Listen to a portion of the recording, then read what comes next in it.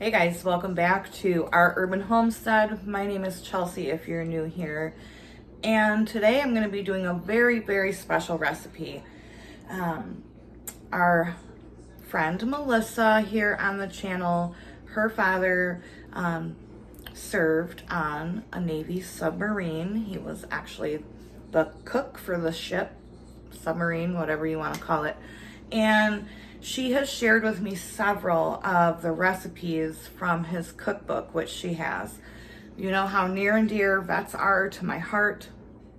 And with her permission, I'm going to share some of these recipes with you. The recipe I'm doing today is titled Tomato Bouillon. And it's very simple. I'm going to make a big batch of it. And then I'm going to can some of it. So, I hope you enjoy it as much as I do. I'm gonna get some celery cut up. It's very simple, not a lot of ingredients, and I've already made it once and it tastes really delicious. It's like a tomato soup. So yeah, I'm gonna chop up some celery and I'll meet you right back. So the celery does not need to be chopped finely because we're gonna end up taking the celery out. You just want to get it into, like I said, I'm doing a big batch, so I'm not really using the measurements that he had in the book. So I got a big stock pot here of water, the celery, and the recipe calls for minced dried onions. But I'm sure if you don't have dry onions, you can use, whole onions.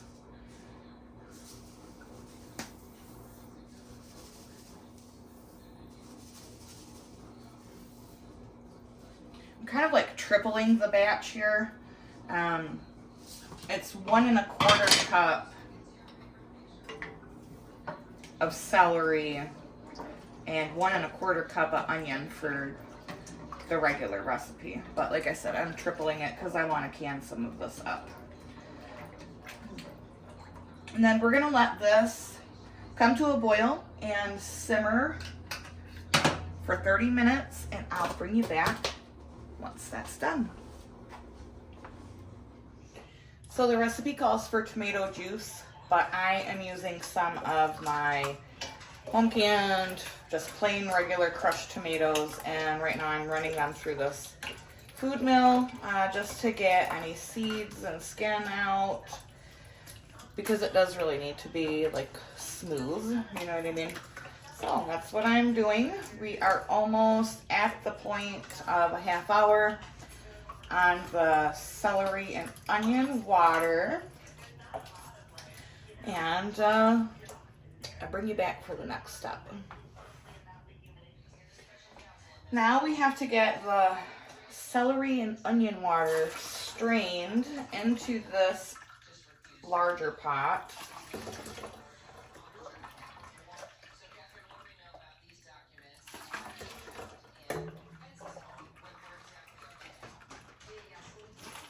You can still save these for like the next time you make a stock or a soup. Just go ahead and pop them into a freezer bag after they cool. Because there's still a lot of flavor. I mean, we only cooked it for 30 minutes. So there's still a lot of flavor left. It smells wonderful. All right, I'm gonna get the rest of this in, and we'll be back. And then it calls for some black pepper. I'm gonna add a tablespoon because this is, quite a large pot.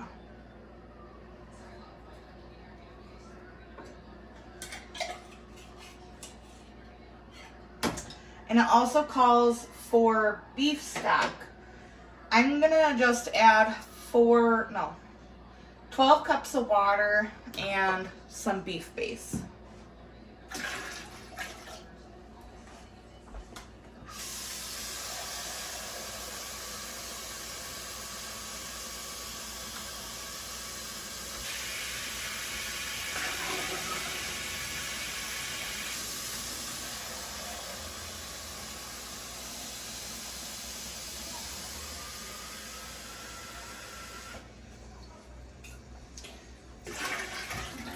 the 12 cups of water. And a couple tablespoons of the base.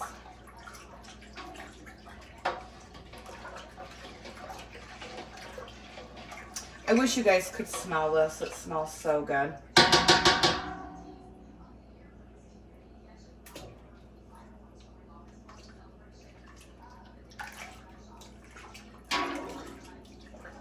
And then we're gonna, well, I'm going to let this come up to a boil and simmer for 30 minutes, and then I'll be back to give it a taste, let you know if it needs anything else, and I'm gonna try a little bowl of it with you, and then I'm gonna get this canned up, and you can stay and watch that part of the video too if you want. All right, it's been simmering away for 30 minutes. We're gonna give it a little taste. I wish you guys could smell it. So I'm gonna tell you what it tastes like. It tastes like V-8. It is delicious.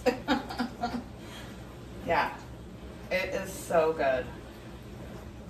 So if you like V-8, you definitely need to try this.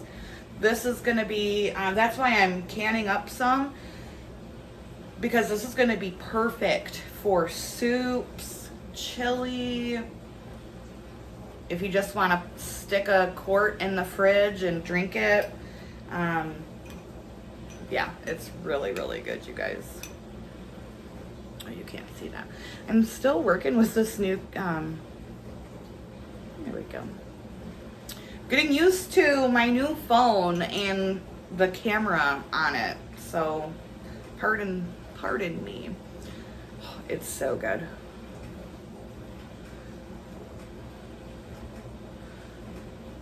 And very hot.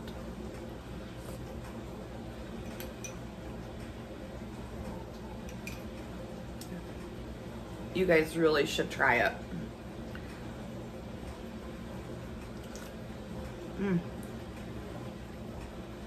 Just like V-8 juice. It's delicious. So I've got my jars warming up over here. You guys probably can't tell because of the camera angle that I'm using, but this is my Big Bertha water bath canner. I mean, this thing, gosh, I think it's a 30 quart, it's like stock pot / water bath canner, and it's over halfway full. So I'm probably gonna have 2 canners going, but it's so good. You guys gotta try it. So if you don't want to stick around for the canning, thank you. Thank you for watching. If you do want to stick around for the canning, I'll be back once my jars are filled.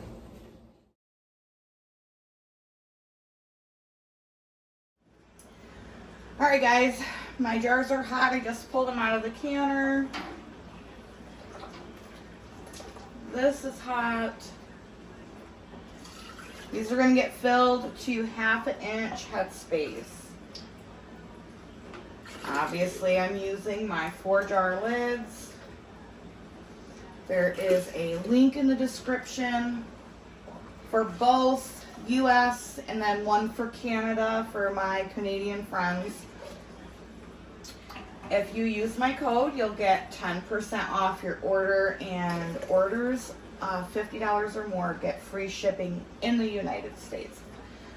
I'm not sure about Canada. They have not, I've asked them through email, they have not specified that.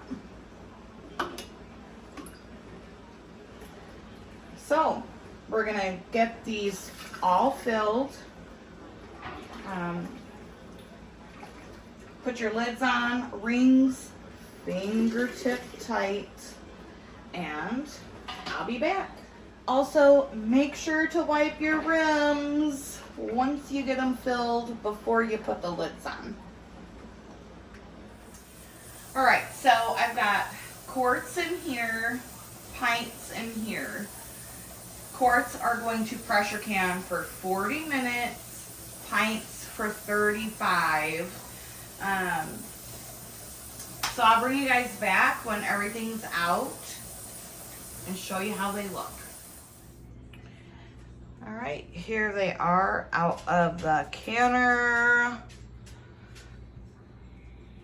Delicious. Seriously, tastes like V-8. Great for soups, stews, drinking, anything else. Thank you guys so much for watching. I hope you enjoyed this video. Missy, from the bottom of my heart, thank you for sharing this very special recipe with me. Upon request, I'll send it to you guys through email. I won't put it in the description below just because I feel like it's such a special recipe. So, until next time, from my kitchen to yours, abundance and blessings to you. Bye-bye.